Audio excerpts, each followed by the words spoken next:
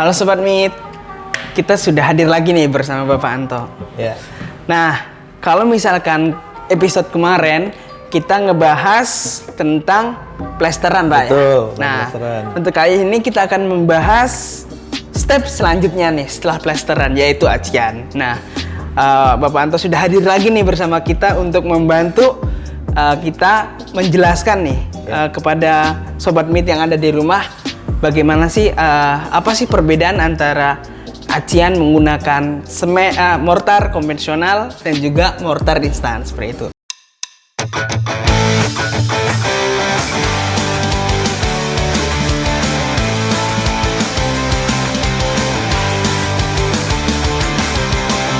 Apa sih proses awal yang harus dilakukan sebelum pengacian tembok, Pak nih? Baik, terima kasih Mas Jordi. Saya ingin mundur dulu sedikit ke belakang. Oke, ya. boleh. Apa sih fungsi dinding? Dinding itu adalah pembatas ruang, ya, antara ruang satu dengan lain dan sebagainya. Kemudian, bagaimana sih cara proses pembuatan dinding itu? Pertama jelas untuk pasangan bata. Betul. Ya, dalam hal ini bata di sini di Indonesia ada bata ringan, ada bata merah, ada bataku dan sebagainya. Ya, itu pasangan bata. Kalau untuk bata ringan, khususnya di MU juga ada produk listnya, yaitu MU 380, ya, itu telah pasangan. Kemudian setelah pasangan selesai, ya, dengan sesuai dengan ketentuan yang ada untuk pekerjaan aplikasi pasangan bata ringan, kemudian diplester. Ya, nah, betul. apa sebenarnya fungsi plester? Fungsi plester ini adalah untuk meratakan permukaan. Yang kedua untuk sebagai pelapis, ya, sebagai pelapis dinding itu sendiri, ya. Jadi itu perlu diplester. Ya. Bagaimana karakteristik plesternya? Kita sudah singgung pada pertemuan yang sebelumnya, ya, Mas Jordi, ya. Sekali. Sekarang kemudian apa sih next step-nya? Ya. Next step-nya adalah pekerjaan acian. Nah, seperti kita ketahui bahwa pekerjaan acian ini adalah pekerjaan yang terakhir untuk suatu dinding. Tentunya sebelum cat, ya. Iya, betul. Cat itu kan selera, ya, bisa diwarnakan atau bisa diekspos. Nah, kemudian apa yang penting? Nah, pekerjaan acian ini sangat penting, ya, karena performa suatu dinding itu ditentukan sekali dengan proses akhirnya. Apa itu proses akhirnya? Adalah proses akhir untuk pekerjaan atau aplikasi acian pada dinding. Nah, kenapa itu penting sekali? Kita harus perhatikan, ya, bahwa acian itu diperlakukan dengan sebaik-baiknya. Proses persiapan adukannya sampai dengan proses aplikasinya itu harus betul-betul diperhatikan. Karena kita semua tentunya ingin menghasilkan bukan saja produk yang bagus yang diproduksi oleh satu produsen, tapi juga bagaimana cara aplikasinya di lapangan. Nah, itu sangat penting, ya. Proses apa yang dilakukan sebelum pengacian, ya? Jelas yang pertama, yang paling prinsip itu adalah peralatan kerja yang digunakan, ya. Nah, di situ ada standar, misalnya ada alatnya untuk roskam kayunya, ada roskamnya, kemudian ada mixernya, ya, kemudian dengan alat lainnya lah, ya. Kemudian yang paling penting juga adalah di sini bagaimana cara prosesnya penyiapan itu. Ya, di MU sering dilakukan itu adalah masuk dengan air dulu, kemudian baru produknya, baru diaduk dengan mixer. Nah, itu persiapannya. Kemudian persiapan substratnya bagaimana? Substrat itu adalah bagian yang akan dikerjakan dengan acian itu, ya. Dalam hal ini substratnya kan plesteran tadi kan. Nah, plesteran itu harus dibasahkan, ya. Kenapa ini penting, proses ini? Kadang-kadang orang selalu menganggap remeh proses pembasahan ini. Padahal itu hal yang penting untuk pekerjaan acian khususnya. Kenapa itu penting? Karena acian itu nanti diaplikasikan sangat-sangat tipis. 1,5 sampai 3 mili. Bisa Mas Jordi bayangkan kondisi acian yang hanya tebal 1,5 sampai 3 mili itu komposisi airnya seperti apa di situ? Jelas sangat minim sekali, ya. Nah, pada saat kita aplikasi di plesteran, di permukaan plesteran, itu diharapkan air yang dalam acian ini bisa berproses secara sempurna. Tapi kalau ternyata plesterannya itu tidak lembab atau masih panas, dia akan menyerap air yang ada di acian. Sehingga akibatnya acian itu tidak bisa performanya sempurna. Jadi proses pre-wetting jadi penting. Pre-wetting atau pembasahan permukaan, ya. Harus serata mungkin, harus bikin lembab dulu plesterannya, baru diaplikasi acian. Ingat, acian dalam ini mortar instan MU itu hanya 1,5 sampai dengan 3 mili. Itu persiapannya. Selanjutnya nih Pak nih, berapa lama sih Pak waktu yang dapat dilakukan pengacian setelah plesteran, Pak? Betul. Di lapangan banyak orang istilahnya itu sebagai curing time, ya. Waktu curingnya berapa lama setelah untuk proses selanjutnya. Iya, betul. Tadi kan. Nah, kita di MU, ya, sudah mendesain bahwa plesteran itu bisa diaplikasi untuk proses selanjutnya, yaitu aplikasi acian hanya 1 kali 24 jam. Ya, udah proses selanjutnya. Bandingkan dengan konvensional, ya. Konvensional itu bisa lebih daripada seminggu sebenarnya. Ya, plesteran konvensional ke acian itu minimal harus 3 hari sampai dengan seminggu. Kenapa begitu? Karena proses bahan bakunya tadi yang pernah saya gambarkan di proses plesteran yang sebelumnya, bahan baku itu menentukan kualitas aplikasi. Ya. Nah, kalau konvensional itu bahan bakunya mohon maaf itu tidak diseleksi secara baik, terutama pasirnya. Sehingga dalam proses aplikasi plesteran, ya, itu membutuhkan waktu yang lama supaya dia terjadi susutnya itu sudah hilang dulu, itu sudah reda, baru acian masuk. Ya, nah itu proses sebenarnya. Jadi acian itu dilakukan kalau produk MU itu hanya 1 kali 24 jam sudah bisa diproses aci. Tentunya harus diperhatikan steppingnya, alatnya, proses pengadukannya dan lain sebagainya, ya, untuk aplikasi itu. Jadi kita nggak perlu nunggu lama nih berarti Pak ya? Betul Mas. Selanjutnya Pak nih, apa sih Pak perbedaan antara acian menggunakan mortar instan dan juga mortar konvensional nih Pak? Oke, terima kasih. Nah ini masih banyak di masyarakat kita yang menggunakan acian dinding itu menggunakan semen konvensional, ya, atau orang bilang istilahnya di lapangan semen hitam, ya. Itu banyak sekali dan memang itu sangat wajar terjadi karena memang kita perlu edukasi sehingga bisa memperkenalkan produk mortar instan ini, MU ini, pada masyarakat luas. Apa perbedaan yang paling mendasar? Perbedaan yang paling mendasar itu adalah dari sisi aplikasi, ketebalan aplikasi. Ya, tadi kalau produk MU, ya, itu hanya ketebalannya 1,5 mili sampai dengan 3 mili. Nggak boleh lebih, nggak boleh kurang. Ya, artinya nggak boleh kurang dari 1,5 mili, nggak boleh lebih daripada 3 mili. Apa dampaknya? Dampaknya adalah bisa macam-macam. Pertama bisa retak, kemudian yang kedua bisa loss bonding, lepas, lotok misalnya itu ya. Contohnya seperti itu. Nah, kemudian dari sisi aplikasi. Bedanya di mana? Kalau konvensional semen itu, yang semen hitam itu, aplikasinya minimal itu 4 mili. Sampai dengan 6 mili, bahkan mungkin 7 mili. Mungkin ya. Di lapangan sering terjadi begitu. Nah, itu dari perbedaan. Yang kedua adalah dari sisi bahan bakunya sendiri, ya. Kalau produk mortar instan MU ini itu sudah didesain khusus, jadi sudah menggunakan aditif yang khusus untuk menjaga bahkan meningkatkan performa aplikasi. Jadi kita udah pikirin nih, MU udah pikirin bukan saja memproduksi dengan komposisi yang tepat di pabrik kami, tapi juga bagaimana aplikasi di lapangan. Ya, kita sudah pikirkan. Contohnya apa? Memudahkan aplikasi, workability tadi, ya. Jadi kita sudah pikirkan dengan aditif, ya, sehingga performa aplikasi acian itu akan menjadi sangat baik hasilnya. Karena seperti kita tahu, acian itu pekerjaan finishing, pekerjaan terakhir. Performance dinding itu akan dilihat dari sisi aciannya, ya. Kalau itu baik, maka dinding itu akan baik proses selanjutnya. Nah, yang ketiga, perbedaan yang paling mendasar itu adalah dari sisi warna, ya. Mas Yodi tahu kalau acian konvensional itu pakai semen hitam tadi warnanya agak gelap. Iya betul. Ya kan? Agak kehitam-hitam seperti itu. Ya, sehingga pada saat proses selanjutnya itu pengecetan masih perlu material-material lain seperti misalnya di pelamir. Ya. Kalau digunakan semen instan mortar instan MU ini itu sudah tidak ada lagi proses pelamir karena semua sudah didesain sedemikian rupa sehingga meninggalkan proses pelamir itu. Seperti apa contohnya? Pori. Pelamir itu fungsinya salah satunya adalah untuk menutup pori sehingga proses pengecatannya tidak boros. Dan itu tidak terjadi dengan MU. Nah, MU dengan aplikasi seperti dengan MU kita MU200 ini itu sudah tidak perlu lagi pelamir karena sudah rapat pori-porinya. Oke. Ya. Benar-benar rata gitu Pak ya. Dan kemudian fungsi pelamir itu meratakan permukaan. Ya, meratakan permukaan dan di MU sudah kita desain sedemikian rupa sehingga tidak lagi perlu pelamir yang sudah berwarna abu-abu muda tadi. Oke. Kita. Itu yang paling mendasar. Nah Pak, kalau misalkan nih Pak nih, kita plesteran ini udah terlanjur nih Pak nih, pakai mortar konvensional nih Pak nih. Ya. Apakah bisa nih Pak kita aciannya menggunakan mortar instan Pak? Oh bisa. MU itu sangat fleksibel ya. MU itu sangat memahami kondisi lapangan. Ya, jadi karena di Indonesia ini pengguna plester konvensional juga masih banyak, dan itu salah betul itu. Nah sekarang begitu ada acian MU 200 ini, apakah bisa digunakan di permukaan plester konvensional? Jawabnya sangat bisa. ya, karena bahan dasarnya sama-sama semen base. Itu pasti akan homogen dan itu pasti akan jauh lebih baik. Cuma perbedaannya adalah konsumsinya.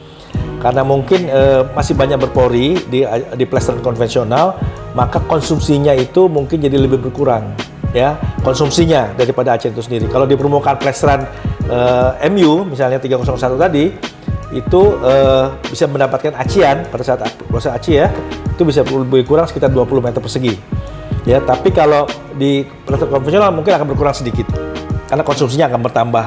Konvensional itu masih banyak rongga-rongga atau pori-pori yang besar-besar. Oke, Kira-kira itu Mas Jordi. Selanjutnya Pak, apa sih keunggulan yang paling mencolok nih Pak nih dari mortar instan dan juga dibanding dengan mortar konvensional nih Pak? Oh ya, yang mencolok tadi ya, salah satunya adalah dari sisi aplikasi, ya, ketebalan aplikasinya, dari sisi warnanya, ada langsung curing time-nya yang kita hanya 1 hari, sedangkan konvensional itu 3-4 hari. Tapi ada lagi satu lagi, khusus untuk produk MU yang saya mau berikan informasi kepada Mas Jordi. Kenapa kita sangat concern dengan acian itu? Tadi karena background-nya adalah acian itu pekerjaan finishing terakhir. Maka MU sangat paham betul, sehingga apa? Kualitas acian MU itu sangat dijaga betul. Bagaimana cara menjaganya? MU itu di Cibitung, pabrik kita di Cibitung Mas Jordi, itu menyediakan fasilitas mixernya untuk pengadukannya itu khusus acian. Ya, jadi kita sudah mikirnya apa sih itu. Jadi acian yang diproduksi oleh MU di Cibitung ini itu sudah khusus, memang tidak boleh produk lain selain acian. Gunanya apa? Kalau mixer jadi satu dengan produk yang lain, itu sangat mungkin terjadi kontaminasi dengan pasir.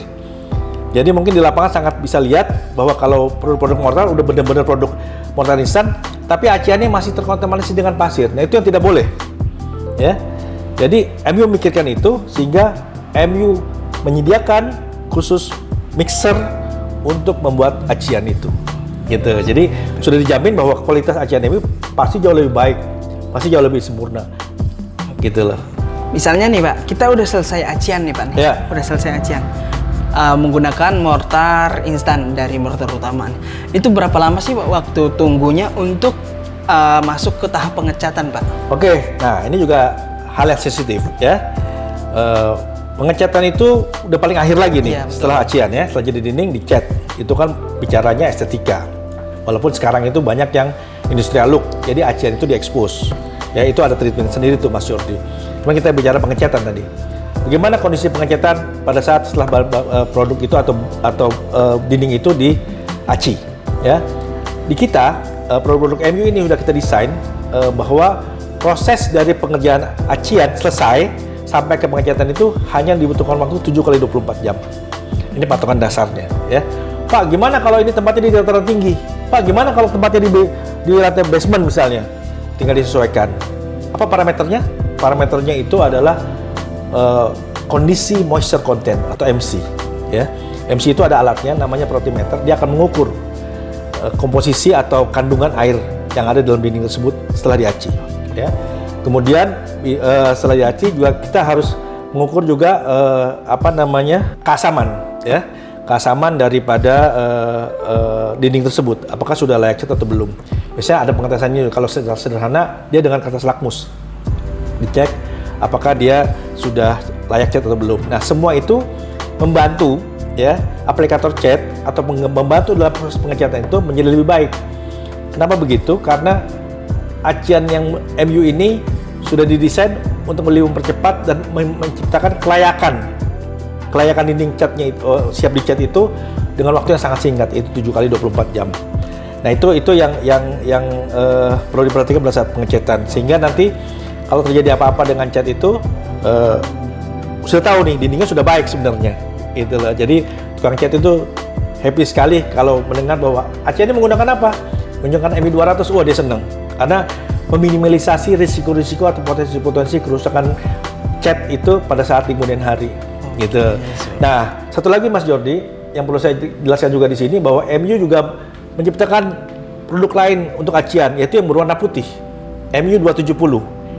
Namanya Skin Bright, itu 25 kg per sak, ya.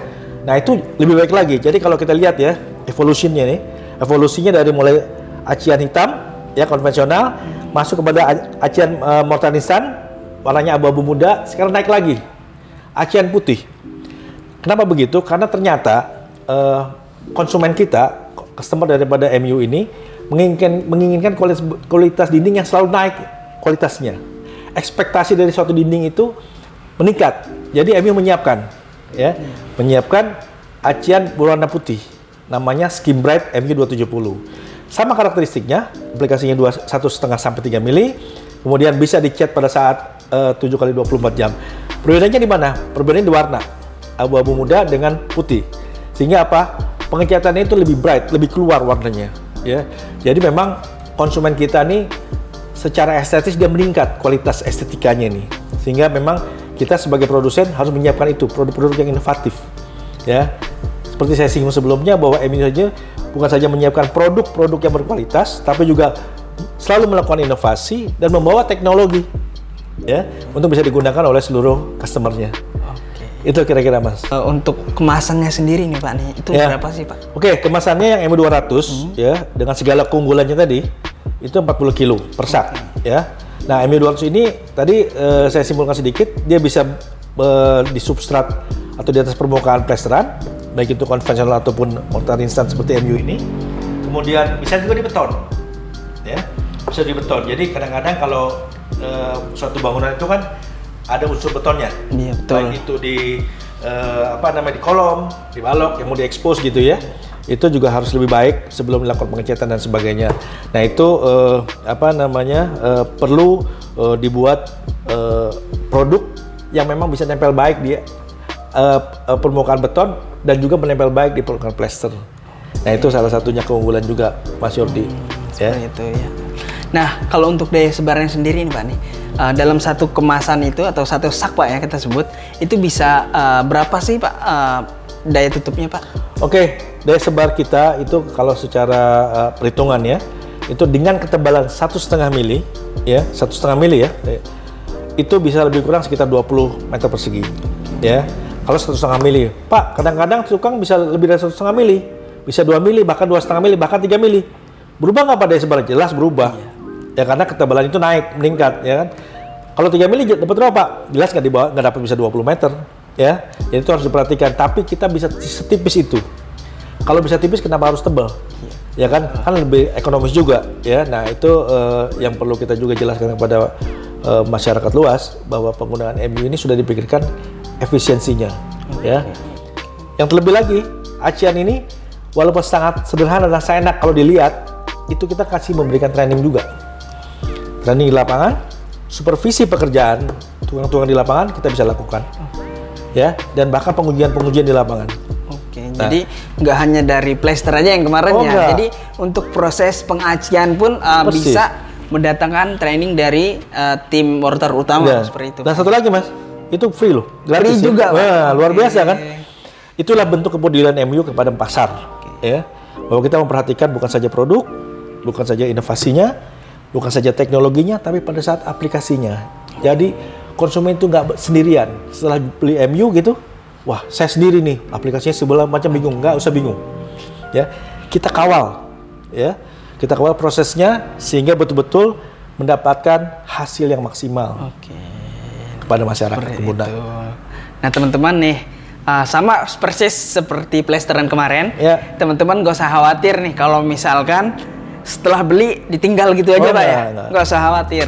Jadi dari mortar utama pun terus melihat proses setelah plester masuk ke acian. Nah itu teman-teman masih bisa nih nanya ke tim mortar utama bagaimana sih cara pengerjaan yang baik nih. Dan mendatangkannya ke lapangan. Mendatangkan langsung, seperti itu. Boleh, ya, boleh kontak admin kita di website kita atau melalui salesnya, ya, atau melalui toko. Itu toko akan hubungi kita. Dikasih jadwal, kira-kira kapan bisa kunjungan dan sebagainya. Nah, mungkin kita udah di akhir acara nih Pak ya. Terima kasih banyak untuk sharing-sharingnya di kali ini nih Pak. Untuk step selanjutnya atau bisa kita bilang step akhir dalam proses pembuatan tembok seperti itu. Sebelum pengecatan seperti itu Pak. Itu penting karena pesan saya sebenarnya satu, Mas Yordi, kepada masyarakat pengguna, ya, dimohonkan untuk betul-betul memilih dan memilah produk yang berkualitas yang akan digunakan dalam pembuatan dinding atau dalam membuat suatu bangunan pada konsumen. Itu harus betul-betul ya, karena begitu Anda salah memilih, maka akan berakibat buruk atau akan berakibat pembiayaan yang lebih tinggi, perbaikan dan sebagainya di kemudian hari. Hasilnya akan nggak jadi maksimal lagi. Nah itu yang perlu juga saya ingatkan. Jadi kita harus benar-benar memperhatikan nih Pak nih ya. Iya, pemilihan material. Pemilihannya supaya di akhir nanti kita nggak perlu repot-repot untuk pembenahan atau segalanya. Jadi di awal kita benar-benar keluarkan semua apa yang kita bisa nih. Kita research mana produk yang paling bagus, mana itu yang kita pakai sehingga hasilnya pun tidak mengecewakan. Betul. Itu dia penjelasan dari Bapak Anto bagaimana apa sih itu Cian menggunakan mortar instan dan juga mortar konvensional. Nah, untuk teman-teman semua jangan lupa like, comment dan juga subscribe. Let's meet on next episode. Dadah. Bye.